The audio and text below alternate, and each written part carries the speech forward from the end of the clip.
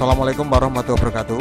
Perkenalkan, saya Eko Puji Sumaryanto dari SMA Negeri 1 Batangan, calon guru penggerak Angkatan 4 Kabupaten Pati. Pada demonstrasi kontekstual pemikiran filosofis Ki Hajar Dewantara dalam karya tugas 1.1A7. Pendidikan adalah menuntun segala kekuatan kodrat yang ada pada anak-anak agar mereka dapat mencapai keselamatan dan kebahagiaan yang setinggi-tingginya, baik sebagai manusia maupun anggota masyarakat. Pendidikan itu hanya suatu tuntunan di dalam hidup tumbuhnya anak-anak kita.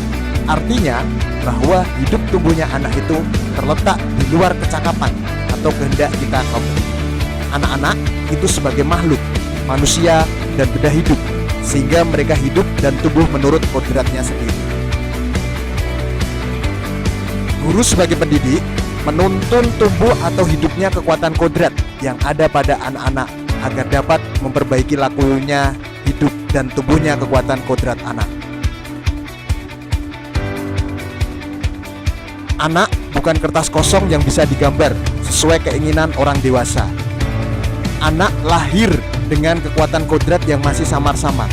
Tujuan pendidikan adalah menuntun, memfasilitasi, membantu anak untuk menebalkan garis-garis samar agar dasar memperbaiki lakunya untuk menjadi manusia seutuhnya.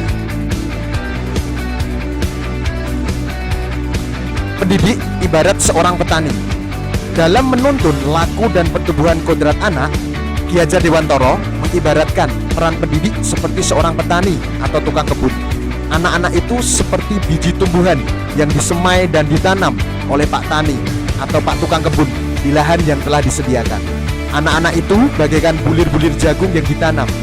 Bila biji jagung ditempatkan di tanah yang subur dengan mendapatkan sinar matahari dan pengairan yang baik, maka meskipun biji jagung adalah bibit jagung yang kurang baik atau kurang berkualitas, dapat tumbuh dengan baik karena perhatian dan perawatan dari Pak Tani.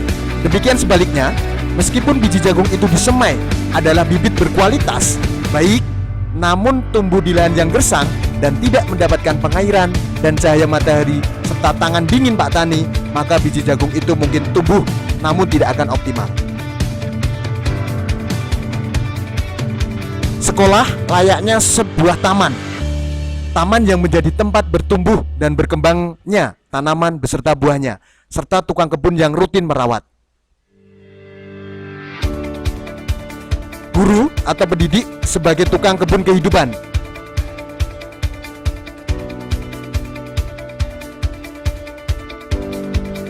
Ibarat petani, guru menyebarkan benih atau bibit jagung, tidak bisa memaksakan tanaman jagung itu menjadi tanaman lainnya. Siswa yang sudah memiliki minat dan bakatnya masing-masing tidak dapat dipaksa menjadi apa yang diinginkan oleh guru atau orang tua untuk tujuan tertentu. Petani tidak boleh membedakan dari mana asalnya benih jagung, pupuk, dan sebagainya. Minat anak begitu beragam, akan tetapi memiliki hak yang sama untuk tumbuh dan berkembang menjadi anak yang cerdas atas kemauannya sendiri. Di era pandemi COVID-19 ini, ada tantangan penerapan pemikiran Ki Hajar Dewantara, yaitu kita sebagai guru harus dapat memberikan semangat kepada siswa untuk menentukan pilihannya dalam pembelajaran jarak jauh. Solusi penerapan pemikiran Ki Hajar Dewantara yaitu yang pertama, merancang pembelajaran yang menerapkan merdeka belajar bagi siswa sehingga pembelajaran yang dilaksanakan menjadi bermakna dan menyenangkan. Bermain merupakan kodrat anak. Dalam pembelajaran haruslah yang menarik, menantang, dan menyenangkan peserta didik. Guru dan peserta didik berkolaborasi untuk menciptakan kedalaman spiritual, intelektual, dan sosial untuk mencapai keselamatan dan kebahagiaan sebagai manusia. Saya sebagai guru pada era pandemi ini merancang media pembelajaran secara interaktif, di mana di media ini saya berikan animasi, inovasi, lagu-lagu, serta latihan soal yang kemudian nanti saya taruh di Google Drive dan anak bisa mendownload atau mengunduhnya, dan anak bisa belajar mandiri kemudian secara daring, dan juga di dalam media pembelajaran ini ibarat bermain sambil belajar. Kemudian solusi penerapan pemikiran Ki Hajar Dewantara yang kedua, peserta didik dan guru berkolaborasi bersama menggali dan mengembangkan potensi siswa dan mengakomodasi karakteristik masing-masing. Melaksanakan pembelajaran yang berpusat pada siswa atau student center. Guru hanya sebagai fasilitator dalam proses pembelajaran. Di era pandemi ini, PJJ memang harus dilaksanakan karena PTM belum bisa dilaksanakan.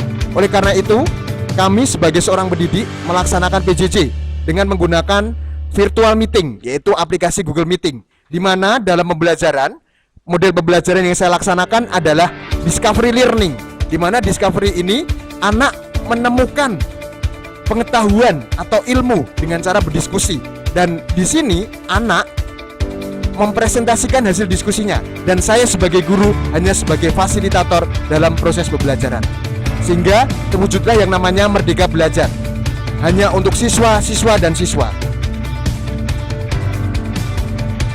Demikian dari saya. Pesan saya, guru itu bukan hanya sebagai sebuah pekerjaan, tetapi guru adalah menyiapkan sebuah masa depan. Sekian dan terima kasih. Wassalamualaikum warahmatullahi wabarakatuh.